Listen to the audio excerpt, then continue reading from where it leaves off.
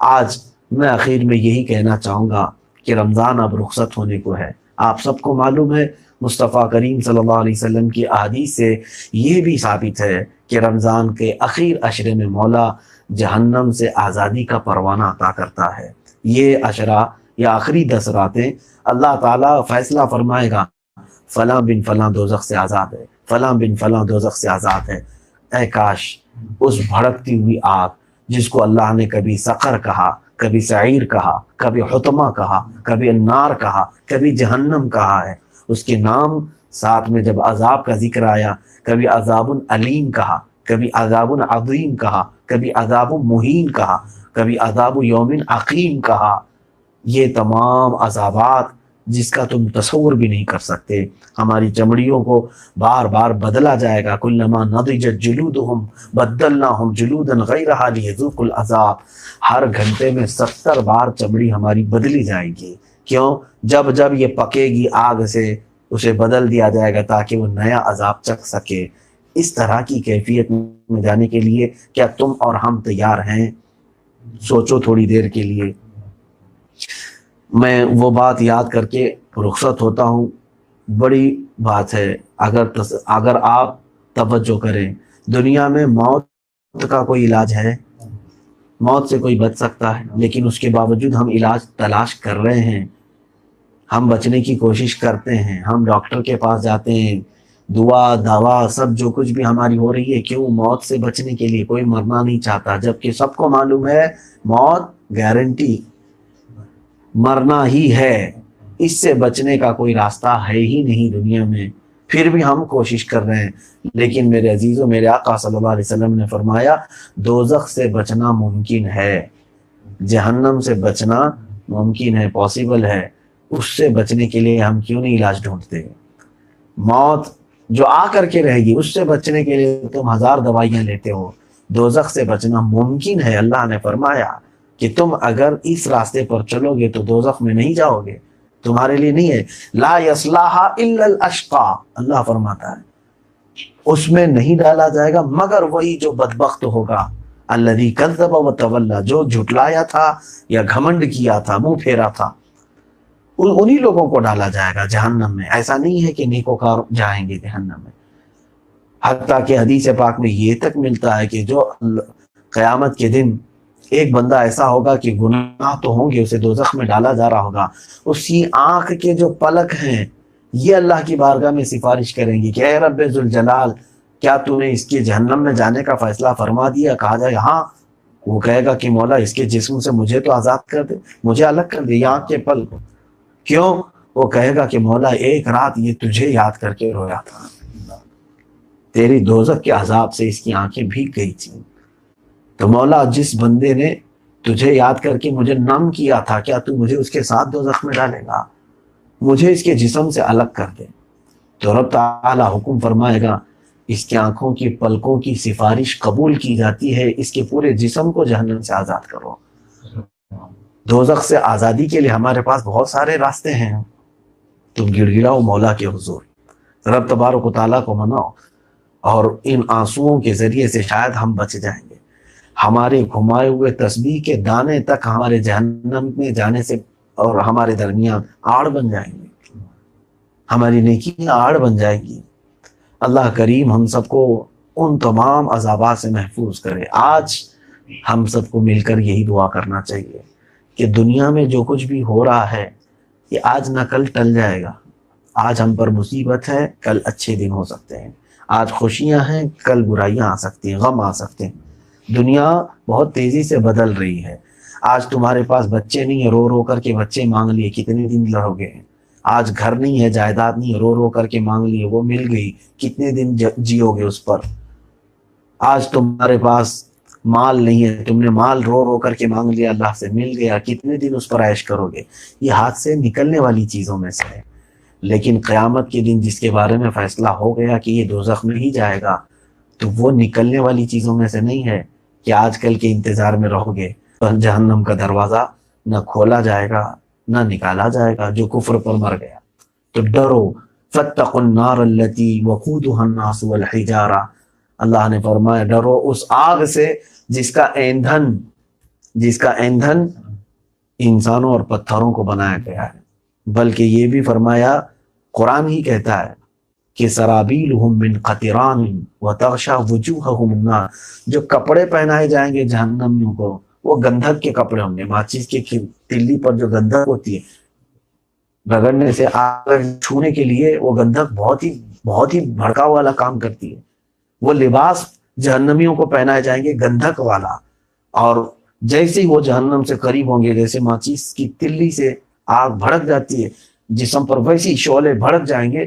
وَتَغْشَىٰ وُجُوهَهُمُ النَّارُ، قرآن میں اللہ فرماتا ہے 13ویں پارے کا آخری صفحہ ہے، اللہ رب العزت فرماتا ہے ان کے چہروں کو بھی آگ کے شعلے پکڑ چکے ہوں گے، ان کا پورا وجود آگ کے شعلوں سے بھر چکا ہوگا۔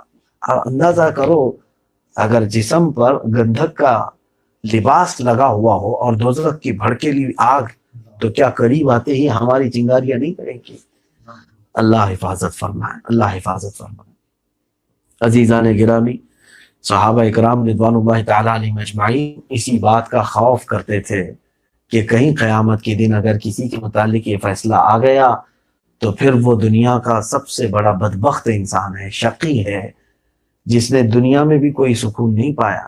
اب آپ اندازہ کریں، آج ہم جی رہے ہیں، ہو سکتا ہے تھوڑی مصیبتوں کے ساتھ، لیکن کس انتظار میں جی رہے ہیں کہ چلو یہاں سے چھٹی مل جائے گی، قبر میں جائیں گے سب سکون، یہاں کے جتنے جھگڑے فسادات ہیں سب ختم ہو جائیں گے۔ ہم دیکھتے ہیں قبرستان میں کہ سارے دشمن ایک ساتھ سوئے ہوئے ہیں، آس پاس ان کی کوئی قبروں کی لڑائی ہم نہیں دیکھتے، وہ سب ایک ساتھ سو چکے ہیں، تو ہم کو ایسا لگتا ہے کہ وہاں سکون ہے۔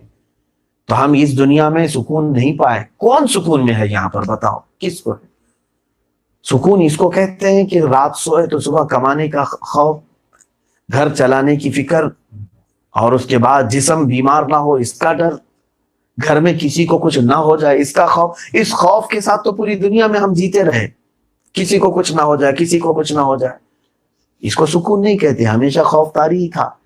اور ہم قبر میں گئے، یہ دوسری منزل تھی، وہاں ہم نے سوچا کہ ہم وہاں سکون سے سو جائیں گے قیامت آنے تک، مگر ہم نے دیکھا کہ فوراً وہاں نکیرین آ گئے اور انہوں نے پوچھ تاچھ شروع کر دی کہ بتا تیرا رب کون ہے، تیرا دین کیا ہے، اور بتا نہیں پا رہے تھے تو قیامت تک کے لیے وہ عذاب مسلط کر دیے۔ وہ بھی حدیث میں ہے، جہنم کے دروازے قبر والوں کے لیے کھول دیے جائیں گے، وہ روزانہ اپنے ٹھکانے کو قبر سے ہی دیکھ رہے ہوں گے، اور جنتیوں کے لیے بھی کھڑکیاں کھول دی جائیں گی، وہ وہیں سے جنت کو دیکھ بھی رہے ہوں گے۔ تو قبر میں وہاں پر بھی سکون ختم ہو گیا، دوسری منزل۔ ہم سوچتے رہے کہ قیامت آئے گی، یہ سب چیزوں سے چھٹکارا مل جائے گا۔ قیامت جیسی آئی، 100 سال گزر گئے، حساب ہی نہیں ہو رہا ہے، 1000 سال ہو گئے، حساب ہی نہیں ہو رہا ہے۔ ہم نے سوچا کہ حساب ہو جائے گا تو ٹینشن فری ہو جائیں گے، یہ محشر کی تپش سے بچ جائیں گے ہم۔ دنیا کا سکون وہاں سے نکل کر کے آئے، بے سکونی سے، قبر کی بے سکونی سے نکل آئے، محشر میں جو اب تپش ہے اس کی بے سکونی سے نکلنے کے لیے ایک فرمان کا انتظار کر رہے ہیں رب کا۔ اب یہ آخری منزل تھی، اندازہ کرو میرے عزیزو، آخری منزل میں اگر کسی کو یہ کہہ دیا جائے اے فلاں بن فلاں، تیرے حق میں فیصلہ ہو گیا ہے کہ تو جہنم میں جائے گا، اب اس نے کون سی زندگی میں سکون پایا؟ نہ دنیا میں، نہ قبر میں، نہ حشر میں، اب تو دوزخ ہی ٹھکانہ ہے۔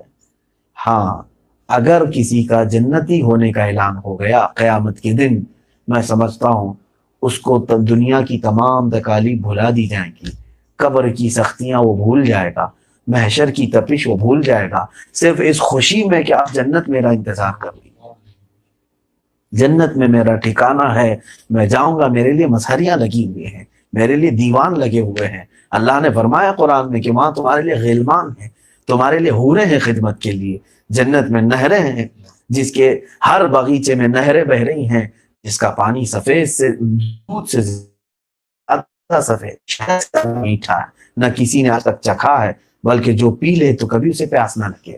جنت میں جو تم خواہش کرو گے وہ سب اللہ تمہیں دے گا، وہاں پر رزق بے شمار، نہ تمہیں وہاں بیماری کا خوف، نہ تمہیں وہاں اونگا یا کوئی بیماری آئے، نہ تمہیں حاجت طہارت، کوئی چیز نہیں۔ تو جس کو یہ تصور وہاں پر آ جائے گا وہ ساری تکلیفیں بھول جائے گا، لیکن جس کے لیے دوزخ کا عذاب بتا دیا گیا، اسی بات کا ڈر ہے میرے عزیزوں، توجہ کرو کہ قیامت کے دن ہمارے حق میں فیصلہ ایسا نہ آ جائے کہ اے فلاں بن فلاں، دنیا میں تجھے جو کچھ کرنا تھا تو نے بہت عیش کر لیا، میرے دیے ہوئے جسم کی امانت کے ساتھ تو نے بہت خیانت کی ہے، بہت کھیلا ہے اس کے ساتھ، میں نے تجھے جو امانتیں دی تھیں آنکھیں، اس کی تو نے بہت غلاظتوں میں استعمال کیا ہے، میں نے تجھے جو ہاتھ اور پیر دیے تھے اس کا تو نے بہت بے حیائیوں میں استعمال کیا ہے۔ اب تجھے قرآن پاک میں ہے، سورہ قمر کی آخری آیت ہے، یوم یسحبون، اللہ تعالیٰ فرماتا ہے جب الٹے اوندھے منہ لائے جائیں گے اور ان سے کہا جائے گا ذوقوا مس سقر، اب چکھ اس بھڑکتی ہوئی آگ کے شعلے، چکھ اب۔ اور پھر 25ویں پارے میں اللہ نے یہ بھی فرمایا ذق انک انت العزیز الکریم، چکھ تو بہت شریف بنتا تھا دنیا میں، تو بہت عزت والا کہلاتا تھا اپنے آپ کو، اے عزت والے چکھ لے عذاب، یہ کہا جائے گا اس کو قیامت کے دن۔ تو آج یہ آخری عشرے کے آخری جمعہ ہے، بار الہ میں دعا کرتا ہوں اے کریم خدا ارحم الراحمین مولا، ہم تیرے دربار میں اگر کسی چیز سے پناہ مانگتے ہیں تو مولا تیرے غضب سے، تیری پکڑ سے اور تیری بنائی ہوئی دوزخ سے۔ اے رب ذوالجلال، ہم جیسے کمزوروں کو تو اپنی اس دوزخ کے عذاب میں مبتلا نہ فرما۔ الہ العالمین، میں ضرور جانتا ہوں الہی لست للفردوس اہلا، میں اگرچہ اعمال کے اعتبار سے جنت میں جانے کے قابل تو نہیں، مگر مولا تیری دوزخ کا عذاب سہنے کے قابل بھی نہیں ہوں، مولا بس تو اپنے فضل و کرم سے ہم سب کو معاف کر دے۔ اے رب ذوالجلال، تیرے حبیب پاک صلی اللہ تعالیٰ علیہ وسلم کی زبان سے ہم نے جو یہ بشارتیں سنی ہیں کہ رمضان کے آخری عشرے میں تو جہنم سے آزاد کرتا ہے بے حساب لوگوں کو، اے مولا ہم جیسوں کا نام اگر تو اس میں شامل کر لے تو تیرے خزانہ رحمت میں کوئی کمی نہ ہوگی مولا۔ اے کریم خدا، ہم سب کا بھی نام جہنم سے آزاد ہونے والوں میں شامل فرما دے۔ اے رب ذوالجلال اکرم الاکرمین، تیرے نبی صلی اللہ علیہ وسلم نے فرمایا دوزخ کا سب سے ہلکا عذاب یہ ہے کہ آگ کی جوتیاں پہنائی جائیں گی اور اس کا بھیجا ایسا پکڑا ہوگا جیسے کسی ہنڈیا کو چولہے پر رکھا گیا ہو اور کانوں سے بھیجا باہر آ رہا ہوگا۔ اے اللہ، جب یہ ہلکا عذاب ہے تو دردناک عذاب ہم میں سے کون برداشت کر سکے گا؟ قدیر و جبار خدا، تو رحمان ہے، تو رحیم ہے، تو غفار ہے، تو ستار ہے، بخش دے مولا بے سبب بخش دے، بخش دے مولا بے سبب بخش دے، تیرا نام رحمان ہے مولا، ہم سب پر رحم فرما دے۔ الہ العالمین، آج پوری دنیا میں جتنے مسلمان تیرے دربار میں ہاتھ اٹھائے ہیں، اے کریم خدا خصوصاً مجھ جیسے نکمے کو جہنم سے آزادی کا پروانہ سنا دے۔ الہ العالمین، اس ماہ مبارکہ کو ہم نے اسی طرح سے گزار دیا جو تیرا مہمان ہمارے گھروں تک آیا تھا، مولا ہماری زندگی میں پھر سے رمضان عطا فرما، اے اللہ پھر سے رمضان عطا فرما اور تیری مسجدوں کے دروازے ہم سب کے لیے کشادہ فرما دے۔ الہ العالمین، ستار العیوب، غفار الذنوب، قدیر و جبار خدا، قیامت کے دن جب ہم اٹھیں تو ہمیں کافروں، مشرکوں، فاسقوں، فاجروں کی صفوں میں نہیں، تیرے حبیب پاک صلی اللہ علیہ وسلم، صحابہ، تابعین، اولیاء کی صفوں میں ہمارا حشر فرما دے۔ رسول کریم صلی اللہ علیہ وسلم کے دامن کے صدقے مولا ہم سب کو جنت میں میرے آقا صلی اللہ علیہ وسلم کا پڑوسی بنا دے۔ اے رب کریم، ہماری دعاؤں کو نعلین مصطفیٰ صلی اللہ علیہ وسلم کے صدقے قبول فرما۔ وصلی اللہ تعالی علی خیر خلقہ محمد وآلہ واصحابہ اجمعین، وآخر دعوانا الحمد للہ رب العالمین۔